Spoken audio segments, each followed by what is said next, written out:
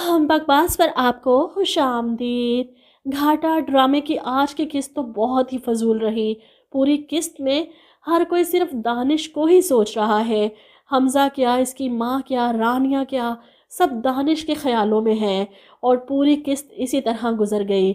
लेकिन अगली किस्त में थोड़ी सी बेहतरी आ सकती है, क्योंकि नवाब बेगम तो बिल्कुल ही पागल हो चुकी हैं। अपने बेटे की कुलखानी में आए लोगों के सामने पागलों की तरह अपने जुर्म का एतराफ़ करती हैं। क्या सज़ा होगी उस माँ की जिसने अपने हाथों से अपनी जवान औलाद की मौत का सामान किया। इनकी बातें सुनकर नाइला बेगम चौंक जाती हैं।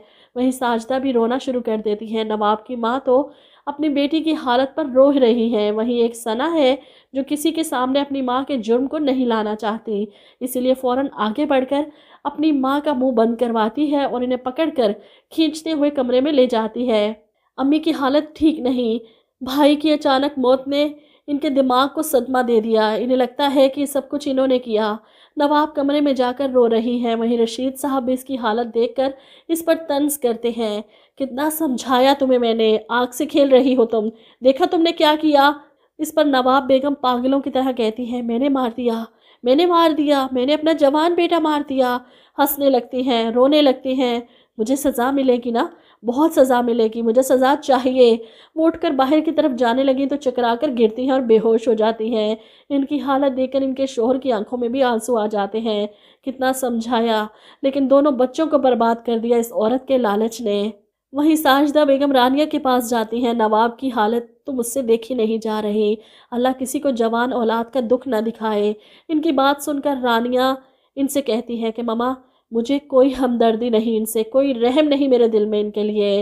वहीं नाइला बेगम भी जब घर जाती हैं तो हमजा और अपने शोहर के सामने कहती हैं, पहले तो मुझे सना की तलाक पर थोड़ा बहुत अफसोस हो रहा था कि ज़्यादती हो गई बेचारी के साथ, लेकिन अब मुझे लगता है कि जो कुछ इन लोगों के साथ हो रहा है ना, बिल्कुल ठीक हो रहा है। बाहर से आती सना के कान में भी इनकी बात पड़ती है, वो बर्दाश्त नहीं कर पाती। पागलों जैसी हरकतें वो भी शुरू कर देती है।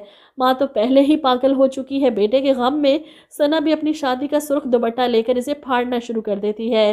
वहीं दूसरी तरफ आप देखेंगे कि निहाल साहब के पास पुलिस वाला आ जाता है कि आपके भाई के घर जो हादसा हुआ, इसके बारे में आपने पुलिस में रिपोर्ट दर्ज नहीं करवाई। जिस पर निहाल साहब कहते हैं कि इंस्पेक्टर साहब, हमें इस मामले की कोई रिपोर्ट दर्ज नहीं करवानी, ये सिर्फ एक हादसा था, दानिश की मौत ऐसे ही लिखी थी, हम क्या कर सकते हैं। इधर अजीब सा सीन नज़र आया मुझे। रानिया वैसे तो सबके सामने ऐसे ही चली जाती है, ना दुपट्टा ना कुछ और, लेकिन इसके ताया और ताई से मिलने आए बात करने कि तुम अपने दिल की बात हमसे कर सकती हो। और रानिया अपनी माँ के साथ काली चादर लिए इतना लंबा घूंघट निकाल कर बैठ जाती है, वो भी अपने सगे ताया अबू से। इनकी बात सुनकर कहती है, नहीं ताया अबू, मैं बिल्कुल ठीक हूँ, अभी तो ज़िंदगी का महाज लड़ना बाकी है। चले मान लिया इद्दत में है इसलिए पर्दा किए बैठी है, लेकिन आगे भी दिखाए ना कि सबसे पर्दा कर रही है पूरी इद्दत के दिनों में। अब देखना हमजा के सामने ऐसे ही चली जाएगी बेपर्दा। बहरहाल ये सीन कुछ मुझे अजीब सा लगा। या तो अपने ताया अबू के सामने बैठकर इन्हें सब कुछ बताती, क्योंकि इतने अरसे से तो वो कोशिश कर रही थी कि दानिश और इसके घर वालों की असलियत अपने ताया अबू को खोल कर बताए, और अब जब मौका मिला है तो चादर लेकर इनके सामने मुंह बंद करके बैठी है। नहीं ताया अबू, बिल्कुल ठीक हूँ मैं, इन्हें बताए और इस घर को खाली करवाए इन लोगों से। ड्रामे को थोड़ा सा तो सीरियस होकर बनाया करें, बिल्कुल ही दिमाग से पैदल हैं लिखने वाले भी और बनाने वाले भी।